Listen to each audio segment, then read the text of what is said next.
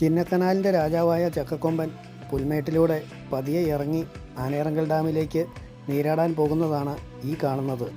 ഇവനിവിടെ എതിരാളികളായിട്ട് 2 കൊമ്പന്മാർ മാത്രമേ ഉണ്ടായിരുന്നുള്ളൂ. ഒന്ന് മുറിവാലനും ഒന്ന് അരിക്കൊമ്പനും.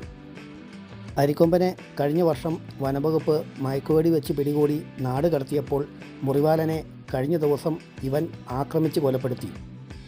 അങ്ങനെ 2 കൊമ്പന്മാരും ഒഴിവായതോടുകൂടി ഇവനിവിടെ ആരെയും പേടിക്കാതെ രാജാവായിട്ട് വിലസുവാണ്. ഇനിയിപ്പോൾ ചിന്നക്കനാലിൽ തലയെടുപ്പുള്ള കൊമ്പനായിട്ട് ചക്കക്കൊമ്പൻ മാത്രമാണ് ഉള്ളത്. നമ്മളിവിടെ നിൽക്കുന്നത് അവന് മനസ്സിലായെന്ന് തോന്നുന്നു. ആളനക്കം കേട്ട ഭാഗത്തേക്ക് ഒന്ന് ശ്രദ്ധിച്ചിട്ടാണ് കക്ഷി താഴേക്ക് പോകുന്നത്. ഇവൻ നമ്മളെ കണ്ട സ്ഥിതിക്ക് ഇനി ഇവിടെ നിൽക്കുന്നത് അത്ര സേഫല്ല. ഏത് നിമിഷവും നമുക്ക് നേരെ ആക്രമണം ഉണ്ടാവാം. അതുകൊണ്ട് തൽക്കാലം ഒരു റിസ്ക് എടുക്കുന്നില്ല. ചക്കക്കൊമ്പൻ്റെ ഏറ്റവും പുതിയ വീഡിയോ നിങ്ങൾക്ക് ഇഷ്ടമായെങ്കിൽ ഈ ചാനൽ ഒന്ന് സപ്പോർട്ട് ചെയ്യുക.